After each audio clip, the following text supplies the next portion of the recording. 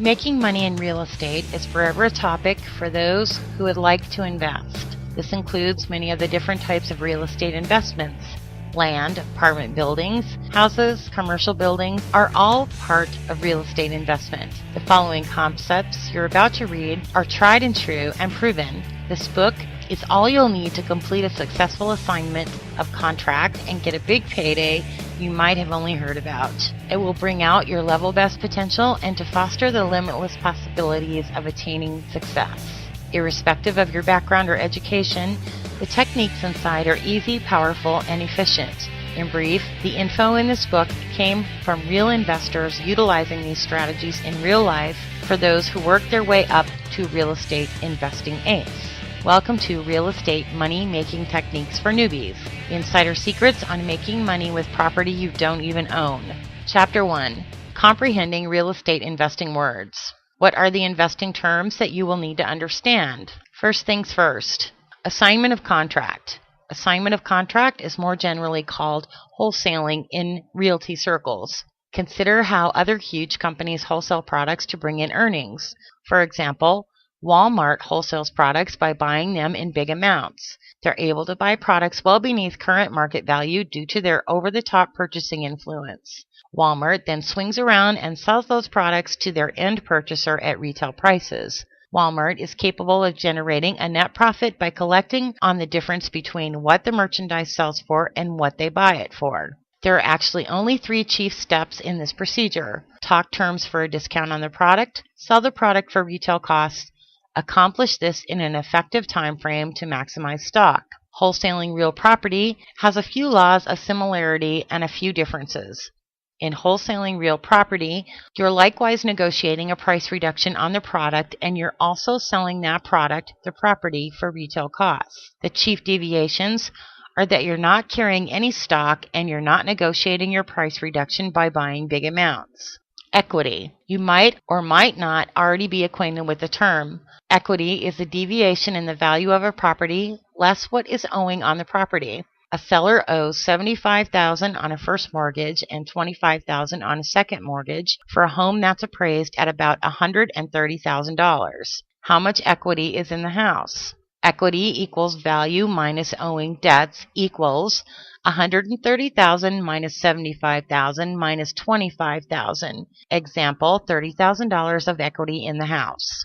How is equity amassed? For anybody who owns a house, they might commonly amass equity in any of the accompanying ways. Down payment, paying down their mortgage over time, property value goes up, home betterments or repairs. Why does equity count? It's exceedingly uncommon for property to sell for significantly more than the market price. Real property has a largely standardized worth within its local market any place around the world. If the house next door to you sells for $100,000, it's exceedingly improbable for that house to sell for $200,000 without any alterations in the market or the property itself. There is a measure of originative ways to get paid big amounts of money in real property. All the same, they all center on this easy and most importantly fundamental precept. You negotiate for equity and then you sell your equity. Alternately, in some other originative investment strategies, you negotiate a low monthly payment and then sell your monthly payment for market price. So what precisely is wholesaling real property? Wholesaling real property is talking terms about a discount on a piece of property with an escapable contract and then at the same time selling that piece of property for closer to market price to another investor. As you're at the same time selling the property, it's ultimately the end purchaser who will furnish the needed capital and credit required to close the deal. Moreover, as the contract is escapable, you are able to withdraw from your purchase contract if you can't locate a qualified end purchaser who will buy your equity. You'll only be buying a property that you've already sold for net profit. Chapter 2. Keep your expectations in check. You have to make certain that you remain grounded and have realistic expectations. Stay real. It shouldn't surprise you that real property has produced more millionaires than any other type of business. There are dozens of infomercials that teach you about no money down real property investing. Is there truly such a thing as no money down real property investing? Can individuals truly make a fortune without any skill or experience in real estate? In brief, yes, but it counts a lot on you. I mean, how may I really frankly make a promise about you without knowing your skill set, drive, and aspiration? What I'll show you is the strategies shown to work to produce a high income living. What you do with those strategies is your option. Believe it or not, this material is what most individuals learn in other gurus' $5,000 beginner real estate investing seminars. So can a bucket load of money be made in real property? The fact is, if you're willing to work it, yeah, it may be done. Where the haywire thinking comes in is when individuals think it's a get-rich-quick strategy. Truly, a lot of revenue can be made fast, but it takes intelligently directed moves utilizing tested strategies. I'd be lying if I stated it didn't take work. No money down real property investing is more of a get-rich fairly slowly type of theme. It may work fast if you apply the correct strategies and techniques. You're likewise going to need to maximize your efficiency to accomplish it in a short time period, but it isn't inconceivable. If you believe you're going to do very little and make a fortune with no work, this isn't for you. I just don't prefer to leave you with hollow expectations of what may actually be done in real life. If you project to do nothing to get loaded, I'd advocate the lottery. Otherwise, acquire repeatable systems that may be automated over time to yield consistent earnings that make you a good living. All the same, having said that, there's a way it may be done, and the great news is that I'm going to show you how. After all, it is no chance event that studies repeatedly resolve that over 9 in 10 millionaires may directly attribute their riches to real property. Assignment of contract is the most uncomplicated way for a newbie to get moving in investing, because it doesn't take any capital to invest with. Even crafty real property vets often still utilize this technique. I know a couple of vet investors who are doing all right for themselves, and they entirely utilize this strategy to yield their wealth. If you are able to purchase without cash, hey, why would you quit, right? How come everybody doesn't do this? Because so many gurus have allowed for false promises and testimonials. You need real expectations of what is called for on your part in the real world. The strategies truly work if you're diligent in your efforts. Let's consider question number 1 that I always hear. After individuals see the logic behind the strategies, they inescapably inquire, why doesn't everybody do this then? If you're like most individuals, you're going to believe the same thing at some point if you haven't already. Most individuals doubt themselves and are too afraid to try. They'll even tell you that it won't work for you. Many individuals even mentally block out themselves from bringing in big amounts of money as they see themselves as poor in their minds, and consequently, they have a hard time acting out actions that lead to big sums of wealth. They may even psych themselves out to the point where they're totally fearful of acting. If that's not the case, they anticipate it to be truly simple just because they know a couple of strategies. Frequently, they don't have any clear goals or direction from the strategies to guarantee they'll be a winner. But the greatest reason, though, is forever and has always been the concern of rejection. They can't shake the thought that the other individual may say no, so they'll carry on to lead a life based on what other people tell them to do. The fact is that if you thought of it, you already recognize that. It's a pitiful truth that most individuals spend more time planning their holiday than they spend working at taking charge of their own financial position. There's no rejection in real property. In real estate, you'll forever be contacting individuals who have a prior interest in selling their house to you, so you are never turned away like that. Rejection in realty sounds something like, oh well, we're not looking to do anything like that now, from the seller. You'd respond something like, all right, thanks and good luck, and feel free to call me should your conditions change. Still though, know the fear of rejection will still command many individuals. This is among the most crucial life lessons I may give you. Acquiring sound investment advice is to always be heedful who you take advice from. The individuals in the past who have talked you out of great ideas most often are the ones who recognize the least about them. It's regrettable because they're frequently your friends or parents. They've great advice on many matters, but not always on the thoughts that pertain to yielding wealth. If you need investment advice, discover a good investor. Investment advice should only come from a successful investor. If a successful investor tells you not to do something, then you ought to listen. Otherwise, learn to tune out the batches who understand nothing about what you do. In brief, never take advice on something complicated from somebody who isn't knowledgeable in that arena. The simple nature of doing something different will make you not understood by most individuals, even several whom you deeply care about.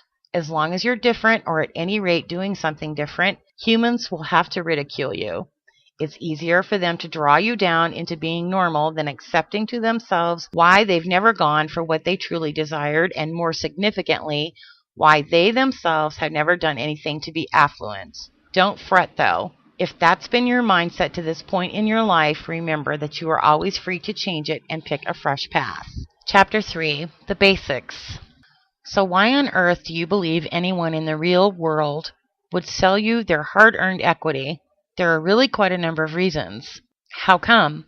The most elementary but likewise the most crucial reason in real property is to invest in great deals. The greatest obstacle to making revenue in real property will always be in discovering great deals. If you discover a worthwhile deal, getting revenue for it is not really as much of an obstruction as you believe, given a bit of knowledge. Whether you're broke, whether you've got the worst possible credit, or whether you've unlimited capital and good credit, it's true that capital isn't the greatest obstacle. In assigning contracts, your credit and riches are irrelevant anyways. So what precisely is a good deal? I'll give you a few basic criteria, but this might vary somewhat depending upon your local market. Unless you've got some background knowledge on how to work the manufactured home market, don't arrange a deal for any less than $30,000 worth of value built into it. More significant than comprehending what makes a great deal is to comprehend what is called a motivated seller. Around 1% of real prospective sales will meet your qualifications as a motivated seller. While admittedly in this down market there are a lot more, but this isn't typical. That means when you go looking to try and talk terms for deals, you are able to be told no as many as 99 times in 100. Can you manage this much rejection in real property? If that's not an issue and you realize that one deal may make you more than the average individual makes in a year, you should be okay with a great deal of no's. Can you be told no 99 times and still trust yes lives? So what precisely is a motivated seller? Plainly, the title suggests that they're motivated enough to prefer to sell their property, but their level of motivation is bigger than that. Very often, the seller's causes for needing to sell at once are foreclosure related or some sort of default of payments, but that's not the only reason. You're going to locate individuals before foreclosure in what is called pre-foreclosure. Learn the process for foreclosure in your state or province. You are able to type foreclosure process and your state or province into Google. It varies depending upon where you live. Additional reasons individuals often must sell their home are because it's vacant, it's in harsh shape, they have an impending divorce, they've legal troubles, they have an out-of-town move required for a new job, additional debts require a fast cash out, and a horde of other reasons. Frequently, these individuals are crying out for somebody to bail them out of huge payments of home ownership. Your job is to help discover a way out of their current conditions. You have to find individuals who don't just want to, but must sell. As a matter of fact, the more motivated a seller is, the greater you'll simultaneously help them and earn a bigger profit for yourself. To be altogether blunt, a motivated seller is practically begging for a way out of their house because without you, they're seriously screwed. Chapter 4. Get your buyer first. Before you discover a good deal, understand what to do with it. Have it lined up. While you probably don't see how this all goes together just yet, in order to allot a contract, you'll require an investor already queued up. Stay with this and you'll discover how it all pieces together just fine. Bearing investors at your fingertips means some upfront work is called for. If you get the deal first, then seek the investor later. Risks are that it will be too late. Begin looking at once. Pick your own brain to discover what else you are able to do to come up with them. There's always more means than just what's shown here. If you muster up your own originative way before anybody else does, then you'll have no rivalry and get a huge leg up on everybody else, so don't block off your brain just yet. Here are some ideas on how to get them. A good way to begin getting investors now so that you'll know what to do with your property is to advertise that you've a home for sale that's a must-sell, listed $50,000 under market price, or good deal for investors, tens of thousands in earnings. In the detail part of your ad, admit that you're considering only cash offers without any conditions. Individuals will contact you like mad. You're able to respond to them that regrettably they just missed that certain property and the unit they're referring to has already been sold. but you're expecting another like type of deal coming up in the following week or two. Ask them if they'd like to be apprised about the future deal. Naturally, no one says no to that. You'll directly separate out who may pay money for your deal and who can't with your initial ad. Promote constantly and work up a database of cash buyers that you are able to resell your deals to. Deals will be simple to move with the correct database of cash buyers. Without the correct database, your choices will be really limited. With your first contact with a fresh investor, determine what their price range is and what type of properties they seek. Talk to people. I commonly spend about 60 seconds asking another individual about themselves. Spend those 60 seconds to learn about the other individual. Learn to hear what they're not saying also through their body language, posture, and demeanor. Forget about you and open your view while you ask them. Spend a moment just being authentically interested in someone else. Include with your line of inquiry, so what do you do? Finally, they'll reciprocate the question to which you reply, that's funny, you should ask, and tell them your story. By doing this strategy, you'll really get the individual to find out about your business on their own terms, or so they think. You'll keep the other individual talking, but you'll be the one leading the conversation through your open-ended questions. Talk to real estate brokers. I'm not just discussing one or two. If you talk to one or two individuals, then you're just not serious about bringing in a high net income. You should call a few hundred realtors to discover which investors they're working with. Tell them you've a private sale markdown thousands under market price that must move fast. You'll gladly pay them $1,000 as a referral fee plus their charge if they can find you an all hard cash buyer without having to hit the MLS. Leave your contact information. When the realtors call back, utilize the same technique. Tell them that the deal has already been sold, but you'd like to work with them on later deals. Again, you're anticipating another one in approximately 1 to 2 weeks. As with life, most individuals don't equally pull their weight. Many agents won't help you as a whole, and a couple of good ones will more than compensate for what the others don't do. Every 10 agents you call, one will do more for you than the other 9 mixed. It's crucial to understand that these are not the only formulas possible to build up a buyer's list. Don't be afraid to be truthful with your investors and merely tell them that you don't have the deal, but you'd like to work with them on something in the near future that fits their specs. Chapter 5. Finding the seller. Being a pro deal finder is no simple business, but it's not the most grueling thing you'll ever do either. It's, however, about the most financially rewarding business on the planet. When you do discover a good deal, you'll be rewarded for your services. The seller. There's always a good deal out there, so it's crucial to keep looking. If less than 1% of properties will meet our standards, again, the current economy will be much better for you. Be fixed to handle a lot of reversals. It's just part of the game. You'll be grateful it's this tough or everybody would do it. If it were just that simple, you'd have too much rivalry to even get involved with it. Discovering a motivated seller is a lot like discovering a cash buyer. You do things to draw them with strong marketing precepts. You don't expend hours chasing your tail going after them. I'll say it again. These are only some of the ideas we use to discover sellers. Pick your own brain to discover some fresh ways, and you'll tap into a promotion stream that no one else is utilizing. You want to determine just who's motivated and who isn't as quickly possible. If you visit every seller to discover their motivation level, you'll wind up having no time on your hands, and bigger yet, you probably won't do any deals. To weed out your unmotivated seller from the motivated seller, merely ask a qualifying question. Utilize a phrase like, "So it looks like a nice place. Why are you selling it?" This will finally give you the answer to the question you really would like to know. Your business card needs to only state a couple of crucial things, including, "We buy houses, cash, fast," or some variance of this, and in smaller print, "We pay $500 for info about homes we buy." Lastly, your contact info should obviously be included. It works as individuals will contact you when they're hard-pressed. Much like how fridge magnets work, they won't call till the fridge is broke. Business cards frequently render a lead even over a year later. When you meet persons who might not be interested investors, they still might turn out to be an interested seller, or they might know an interested seller at some point down the road. That's why, from a business perspective, it's crucial to ask others what they do first so that you are able to qualify them first. On your business cards, you're offering to give cash for info. Not only are you going to pay for leads to deals you close, you're really going to dole out $1,000, not $500. Learn to underpromise and overdeliver.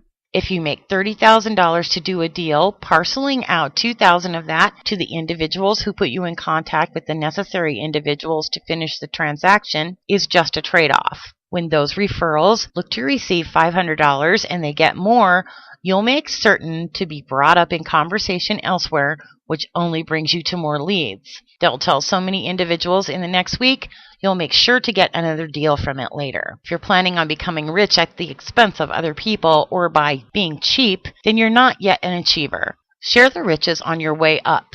It'll only serve to draw in more deals, which benefits who? Remember, learn how to distribute your business cards without being braggy. A minute to learn about another and their needs costs you so little to have somebody who will actually utilize your business card. For a couple of $100s, you are able to get hundreds of signs made up. For a few bucks, you can get homemade cardboard signs. Both of them work. It might just depend upon your area for what types of signs will get torn down or something else. Keep them in comparatively busy areas. Expect to have a few pulled down. It's always about numbers instead of the individual result of one. Your signs should carry simple info just like your business cards. All you'll need is a simple "We buy houses cash, fast," or rather a variation of that, and your contact number and email. Even better and cheaper, tape Bristol board signs to poles at big intersections. You'll only need your slogan and your number. Make certain you get only the most motivated of sellers. Seek motivation words like must sell or reduced, but it's not the only requirement. If you spend about 5 to 10 hours per week calling for sale by owner listings, you'll generate dozens of motivated sellers weekly. It works, and so few investors utilize it. Merely call and ask the seller for more info on the property. When he or she finishes, ask him why he or she is selling the property. You'd be surprised how many individuals will still fear and avoid doing this absolutely free income generating activity. You are able to find a wealth of individuals that are looking to find you and could truly use your help by calling for sale by owner ads. If you are able to only use one technique, call FSBO ads. Give them a short time period to tell you about the home and then ask them why they're selling their home. Include something targeted like, "Are you going to be foreclosed on soon if you don't get something done fast?" Chapter 6. What to do with the seller. If you've now discovered a motivated seller, or what you believe to be one, how can you tell if you've really got one? Use an easy question to determine their level of motivation. I choose to use, "It looks like a nice place, why are you selling it?" Or, "And what are you going to do if it doesn't sell promptly?" Some individuals will state they'll wait till they get the correct offer, or they just won't sell. It's well within their right to do so, but their motivation level isn't elevated enough for you to profit. Those calls will be from the unmotivated sellers. At that point, I tell them I know a good real estate broker and recommend somebody who's helped me find or sell deals in the past. Not only do agents get repaid for bringing deals with referral fees and listings, but likewise, I get them additional sales. It's a good way to mutually benefit one another. For the unmotivated sellers, merely let them know that if their situation changes for whatever reason and they must sell, you'll still be seeking properties. Often a month of threatening bank notices or a lost job may change a lot, and the unmotivated may become the motivated. When your motivated seller says something like, "I'm screwed if I don't sell," in not so many words, you've discovered what you're seeking. Ask them how long they'd need for a closing date if you were to purchase from them. This gives you an approximation of how long you have to work with. You'd be surprised how welcome your telephone call is for a seller who needs drastic action fast, even when you're about to profit significantly from them. You don't have to lie to them about the fact that you anticipate to profit from their home. They'll appreciate the honesty. In a lot of cases, the alternative for them is a foreclosure or a bankruptcy, which you'll help them prevent. Finally, a motivated seller doesn't necessarily equate to earnings in a deal. You need to quickly discover how much equity is in a deal. You are able to do this like so. You need to ask 3 questions. What sort of shape is the house in? How much is owed? What's the lowest amount they'll sell for? Get the info on the house as best you can get it. You'll need the home details likewise, but the qualifying questions will help you truly determine quickly whether or not you're going to profit from the deal. Kindly remind them that if you're going to help them, you need the truth about their circumstances. As somebody who has been foreclosed on, I remind them that there's nothing to be humiliated about. Now it's time for the math. You need to know approximately how much is owed on the house, but you'll need to verify that through a title search. You know how much the owner wants for the sale of that property. You also know how much the property is worth to the rest of the world. Finally, don't just take somebody's word for it over the phone. Go physically examine it yourself to verify the repair condition as well as the square footage, number of bedrooms, etc. that you've been told it has. Chances are that a dire person won't lie or betray you on this, but with hundreds of thousands of dollars at stake in this process, you're going to have to check for sure. Chapter 7, the contract. It's time for the contract. Be cautious. It's great that you now have sellers and have a network of investors to sell it to. At this point, however, if you can't go through with the deal, you simply tell another investor about the deal. At best, you will be able to expect a small referral fee. In negotiating, you always want the other individual to name their terms first. As a matter of fact, most successful negotiating simply results in meeting the other person's terms. You would be surprised how simple this stuff works. Say you had a motivated seller who had a property valued approximately $100,000. If you came in slickly, offered $90,000 for it, they often feel like you're offering what is best for you and may feel taken by you. This isn't a win-win situation. If you ask that same individual how much they want, they may tell you $75,000 after some calculation. When you write a check for the full $75,000, they actually feel more fulfilled even though they're getting $15,000 less. Occasionally, it will be a lot less than you needed to pay for it, and you'll make big returns while leaving the other individual happy too. Besides, the really motivated sellers will almost always respond with "just give me what I owe" when you negotiate a buy price. If they say anything other than that, ask the seller, is that truly the best that you can do? If the seller needs $75,000, offer them their amount plus enough to have first and last to move into a new rental property. This should be something like $77,000 to $79,000 instead. You'll make a lot more friends this way than price haggling will ever get you. Let them tell you the deal and then merely fulfill that where it's a match for you too. It's time to negotiate the buy. You'll make what is known as a voidable contract. Literally, it's a contract you are able to begin now and back away from later without it costing you anything. Something magical comes in when you get your offer accepted.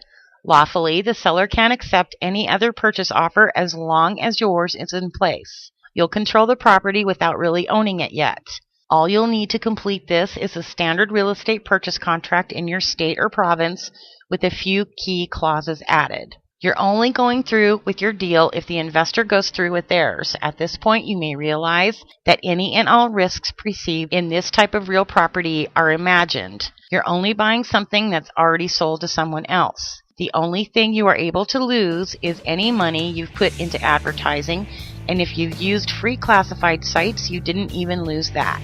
You can't possibly get stuck with the full purchase price of a home you can't afford because you're going to void your contract before that happens. Check with your own state on how to draw up the contract and record it. Chapter 8. Time to cash in. Time to get paid. The money. Legally, the only place you own this property is in the law office or a title company. This will be what is called a double close. Just a little warning for you. Most real estate brokers and even lawyers have never heard of this, and they might even tell you it's illegal. They merely don't deal with enough originative investors like you. That statement is unequivocally false. Whether the lawyer or the title company handles the closing depends upon where you live, so head down to the investor club to discover which you'll need in your area. Get an exact company who handles this often so that you won't have to look around. When you close, you get paid, and as people get to know you, you are able to ask for your assignment before the property even closes, depending upon just how large it is.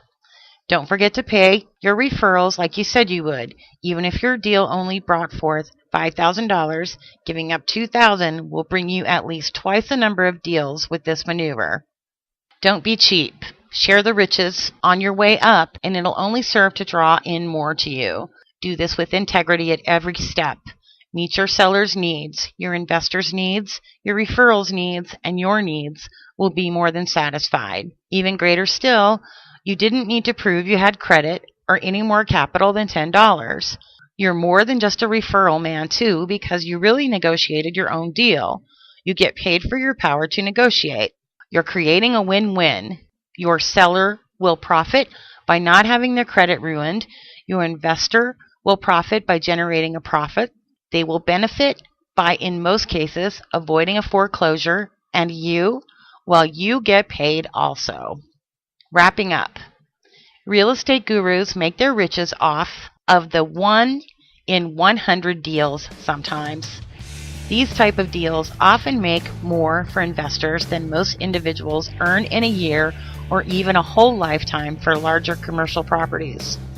You are able to do this as often as a few times per month if you're willing to work at using proven techniques and strong marketing principles.